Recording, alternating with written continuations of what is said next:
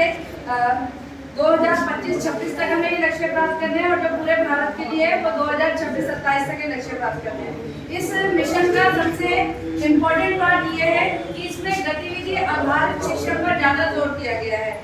उसमें बच्चों के साथ इसमें ये जोर दिया गया है कि बच्चे जो भी ग्रहण कर रहे हैं, बच्चों को जो भी सिखा रहे हैं वो समझ के साथ ग्रहण करें और इसमें बच्चों का साथ के साथ आकलन भी किया जाना है डेली और उसके बाद इसकी रेमिडेंट टीचिंग की भी इसमें व्यवस्था की गई है ताकि कोई भी बच्चा ऐसा ना हो कि क्लास के 10 बच्चे आगे निकल जाए या 2 या 4 बच्चे जो ऐसे हैं वो पीछे रह जाए। उसके बाद इसके हमें उद्देश्य बताए गए कि निपुण भारत के हमारे क्या उद्देश्य हैं, क्योंकि लक्ष्य तो ये लिखे हुए हैं।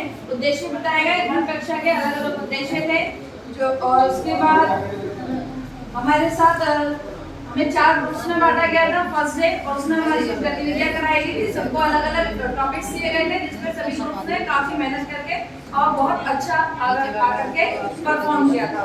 उसके बाद सर के द्वारा हमें यह बताया गया था कि कौशलों में क्या संबंध होता है कि जैसे प्रभावपूर्ण शब्द पहचान होती है, अर्थ निर्माण का कौशल होता है।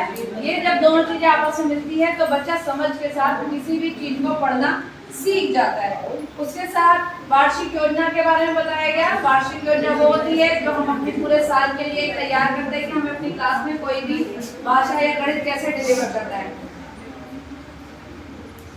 और उसके बाद ही से क्योंकि फर्स्ट डे जो था वो ट्रेनिंग का ही हमारे ब्लॉक में पहला डे था तो उस दिन बहुत ज़्यादा ना कर करके बहुत जल्दी जितना ज़्यादा से ज़्यादा कवर हो सकता है उतना कवर किया गया। उसके बाद सेकंड डे का आधा दिन तो बहुत ही ज़्यादा रोचक रहा था, लेकिन फिर उसके बाद हम वापस ट्रैक पर आए और उसके बाद हमारी जो डेली की पढ़ाई थी वो शुरू हुई।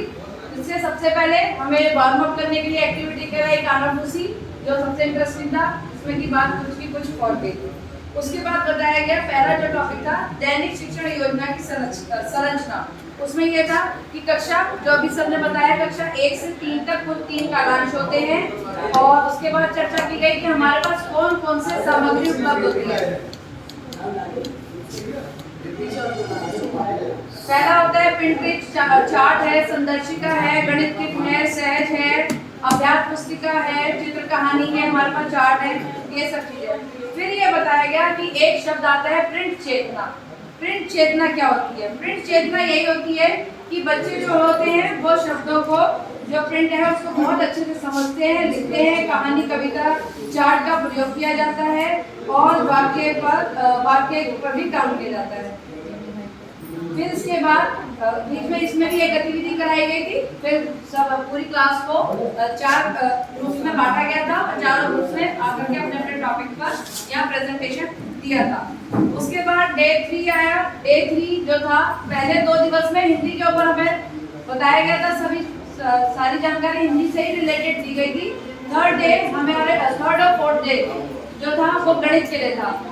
सबसे पहले सर ने एक एक्टिविटी कराई थी जिसमें कि टोटल सम जो था हॉरिजॉन्टली और वर्टिकली वो अप टू 10 आना था, जिसमें 1 से लेकर 5 तक की डिजिट लिखी थी। उसके बाद सत्र 2 में जो 2 था वो था कि गणित में प्रचलित काम और सिखाने की प्रक्रिया क्या क्या होती है, जिसमें कि ELPS के बारे में बताया गया, जिसकी फुल फॉर्म होती है E means experience, L language, P picture, S simple.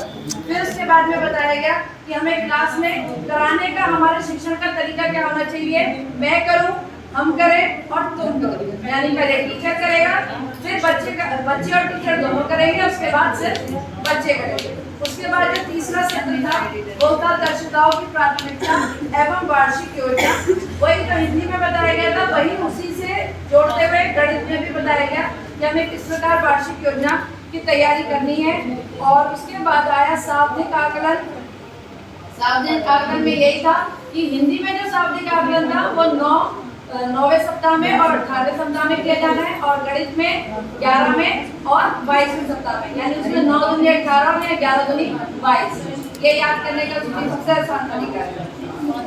उसके बाद